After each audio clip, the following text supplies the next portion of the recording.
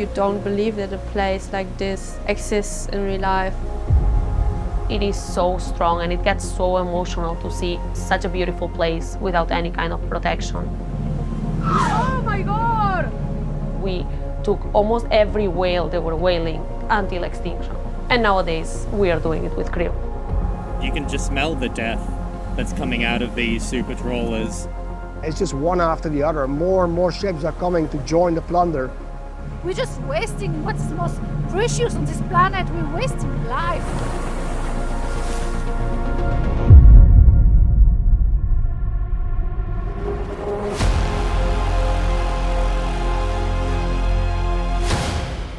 A lot of fin whales, and you can see them feeding. They're banging each other.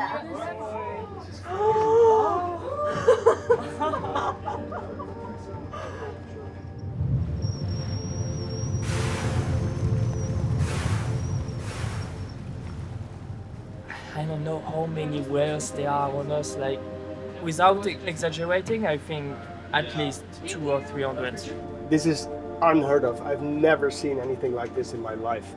Yeah, I'm just speechless. Speechless.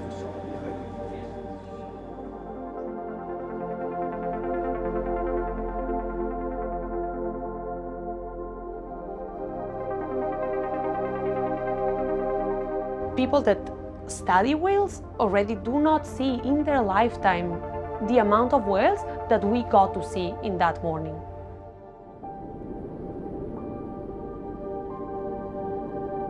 For me, Antarctica is untouchable.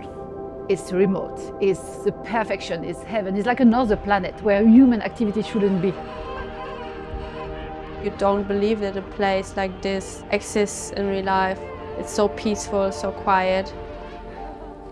When we are navigating through these waters, we find areas on the charts that are uncharted. Nobody's ever actually been there. It doesn't matter how hard the conditions are here. It doesn't matter what you have to go through to get here.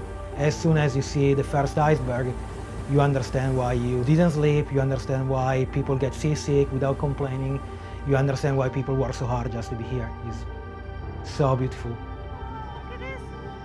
Maybe my generation or one generation after me will be the last one that has a chance to see the wildlife.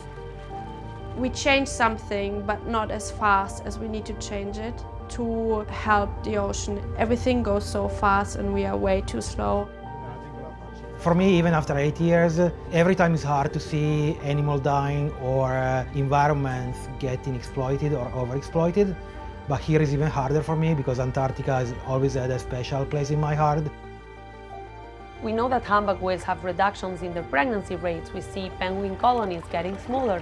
But how many of those consequences we actually do not know because we have not studied them or we didn't pay attention to them. I would say that the time is running out for Antarctica, but I think that we can go a step forward and say that time is running out for us. Because what we do not realize is that everything we do in Antarctica impacts everywhere else in the world.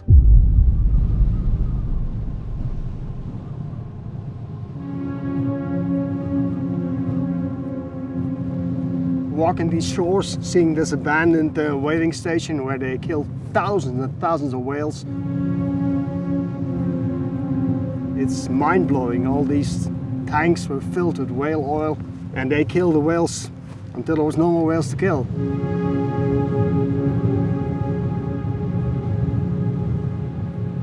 It's a reminder of what can happen when human activity goes too far.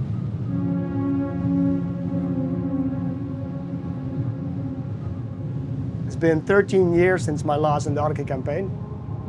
It's almost like coming home to an area that I know very well. I've been down there 5 times, this is my 6th time.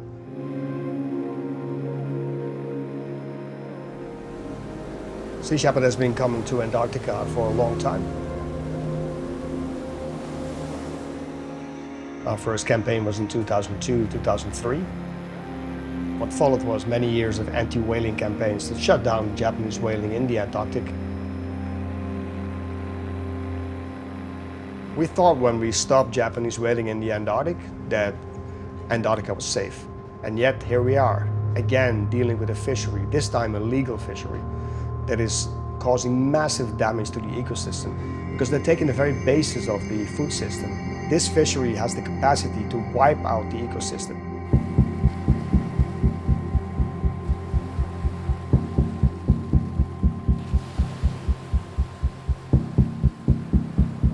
We have two ships here at the moment. We have the Shenlan and the Sejong, and we have the Antarctic Endeavour coming this way as well. So I expect we have 3 ships tomorrow morning.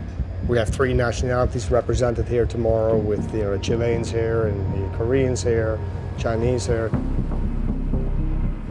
The more images we can get, the more information we can get, the better we can determine the impact of this fishery down here.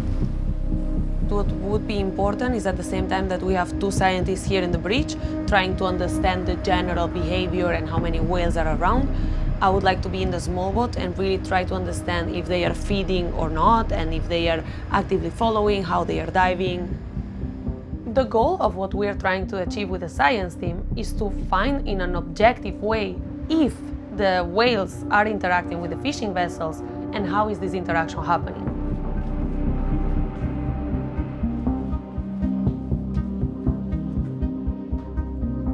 Being on a small boat in general, it has some risk.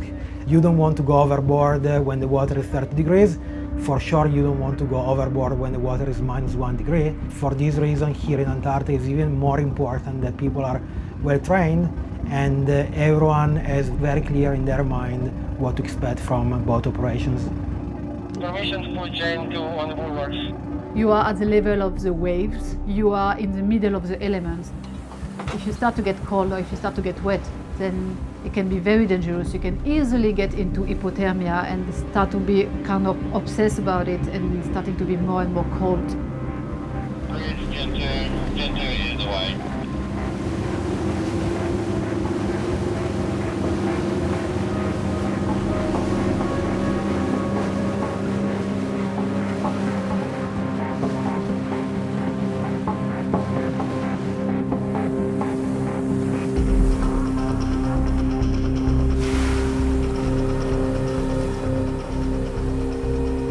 Driving a small boat in this part of the world is like driving a taxi in Naples. It's completely impossible. There's just so much wildlife, like everywhere.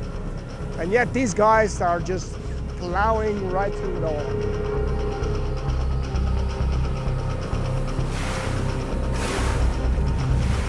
What we're seeing now is what we were expecting to see in Antarctica. We have rough seas, we are soaked, and we are hearing the whales and seeing them right behind the fishing vessel, competing for exactly the same resource. Krill is the primary food source of all the species that we're seeing around. If krill amount declines, we have consequences, and we are taking this ecosystem that is already being threatened by climate change, and we are putting additional pressure with 10 different trawlers that keep fishing and fishing. They're fishing 24/7. They're putting the nets in the water, vacuum pumps go in and they suck the krill out, process it, discarding the waste overboard, and the whales are being attracted by it. So it's one big factory that is floating here in Antarctica, processing wildlife into products that we don't need. The krill industry is not your normal fisherman that fishes next to your house. These are boats designed and with the latest technology to fish in the most efficient way you could ever imagine.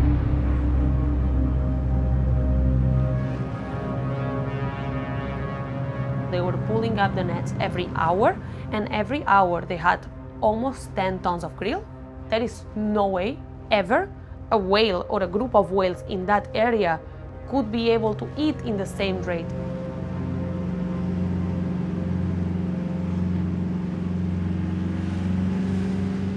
This is an important feeding ground for these whales.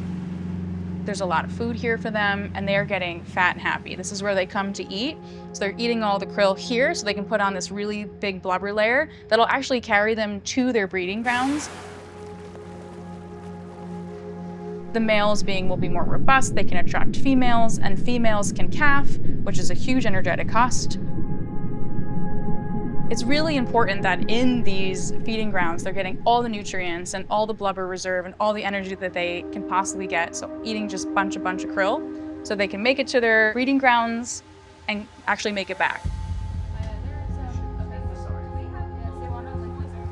Marine food webs are much shorter, which means they have fewer links than terrestrial food webs. And so that means that when you remove one aspect of that food web, like krill from that system, there is much less to pick up the slack. Whereas if you were to move one organism from a terrestrial food system, there's maybe a lot of other species that could take that place. But that doesn't exist in the ocean, and especially doesn't exist in the Southern Ocean, where everything eats either krill or something that eats krill. Because we're dealing with a legal fishery, we have to combine our forces with science. Because CAMLA, the organization that regulates the fishery, they obviously base their decisions on scientific facts. Those are two. Oh my god, okay, that's a fin whale. So we have a match between two different bays and 2 different days. Markings on the tail, exactly the black line. 100%. That's. Oh yeah, look at this line. Oh, it has an X. This whale was following the vessel on both days. That's pretty unique behavior. I think this campaign has been incredibly successful, especially from a science perspective, because not only have we collected a lot of data to this effect, we've also demonstrated the ways in which science and advocacy can work together and the reasons that we make each other stronger. Our scientists have the data that they need, and now we can use that data to push CAMLA and the international community to establish these marine protected areas that are so well needed. We want to see an MPA, specifically in Coronation Island and around parts of the peninsula, meaning no krill fishing being allowed to happen in these areas to make sure whales can prioritize their need to get really fat and happy in these feeding grounds before they go back to their breeding grounds. Where else in the world would an MPA make sense than right here in Antarctica, where we're seeing all this wildlife and all these whales and all these different species and all these populations where we don't know where we're coming from?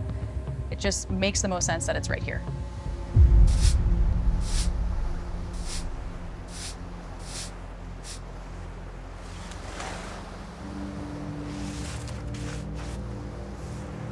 I think it's one of those memories.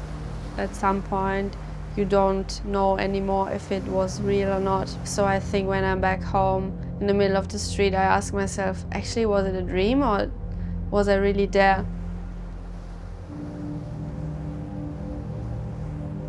I'm always a bit afraid to go home and to go back to reality, because in reality, people don't have so much energy to look at what is happening on the other side of the world.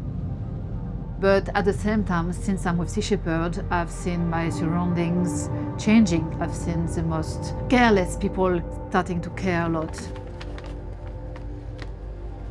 These last couple weeks, the only thing that I was able to think about is that I want to be back in Antarctica. I want to keep seeing how the glaciers evolve, how the mountains look in different seasons, in different weathers, in different lights. But still, what is the actual goal is that we do not come back, because the industry stopped exploiting Antarctica.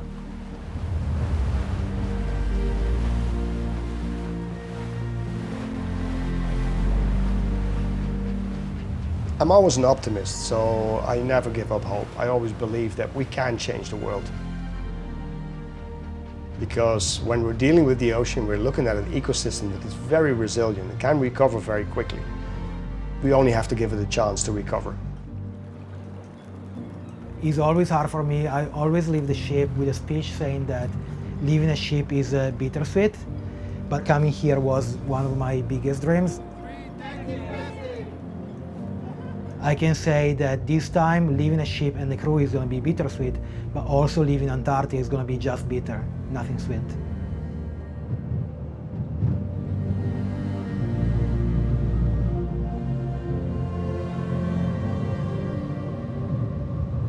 I have one wish, is that Antarctica is protected right now. But we all know that it's going to take a little bit more time, so Antarctica should know that we will be standing by our side as long as it takes, and we will always be here.